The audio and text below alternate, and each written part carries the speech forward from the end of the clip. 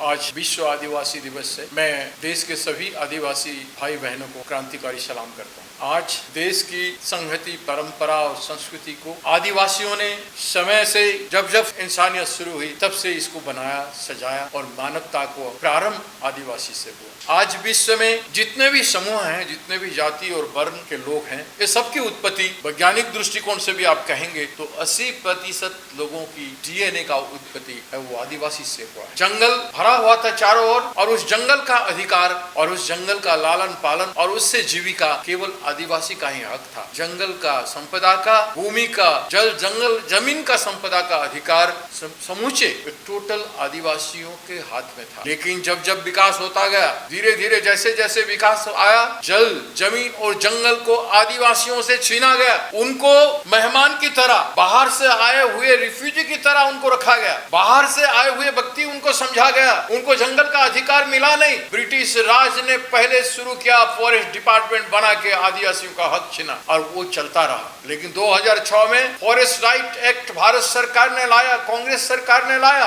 और उस सरकार की नीति के तहत जंगल में जो जमीन को खेती कर रहे हैं आदिवासी और जितना जंगल का उपज है, लगभग 140 उत्पादनों, जंगल का उत्पादनों को वो आदिवासियों को अधिकार के तहत लाया गया, उस एक्ट के तहत। दुर्भाग्य की विषय, कहीं किसी को थोड़ा जमीन दिए हैं, किसी को 10 डेसीमिल, किसी को 50 डेसीमिल, किसी को एकड़ या 2 एकड़ देश भर में, लेकिन जितने जमीन में उनका हक था वो आज तक मिला नहीं और जो भी पट्टा मिला है उस पट्टा का कोई मूल्य नहीं। 50-60% जमीन दिखाया नहीं गया कि ये जमीन आपका है। आज आदिवासी निराश है, कोई बैंक का कर्जा उससे मिलता नहीं है, कोई सपोर्ट उनको मिलता नहीं है और आदिवासी परेशान है। और जो कम्युनिटी राइट, जंगल को, उत्पादनों के ऊपर जो कम्युनिटी राइट मिलना चाहिए वो कम्युनिटी राइट नहीं मिला। आज उसके लिए लड़ाई लड़ना है। आदिवासी की बात कोई सुनता नहीं। आदिवासी मजदूर की बात तो कहा नहीं जाए, नहीं कहना चाहिए कितना बुरी हालत में उनका शोषण हुआ है। मोदी जी के सरकार, मोदी जी राम भगवान की मंदिर बनाने चले हैं, लेकिन आदिवासी को दिलों में जो राम बैठते हैं,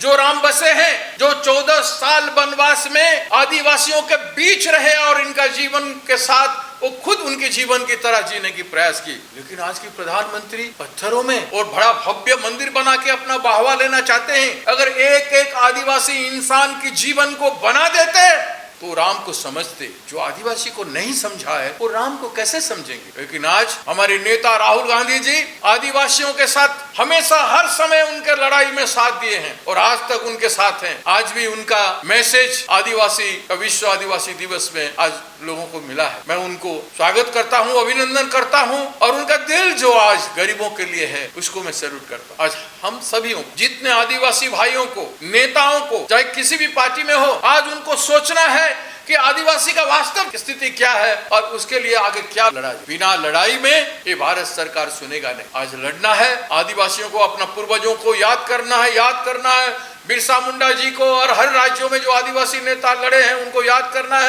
करना है। उड़ीसा में हमारे जितने आदिवासियों के लिए लोग लड़े हैं, आदिवासी नेता लोग, लखन नायक जी हो या रेंडो माझी जी हो और बहुत सारे जो लड़ने वाले हैं, उनको याद करके हमें आगे आदिवासी को अपना अधिकार दिलाना है। एक इंसान की जीवन जीने के लायक हर व्यक्ति को मिलना है। हर अधिकार आदिवासियों को मिलने की जरूरत है।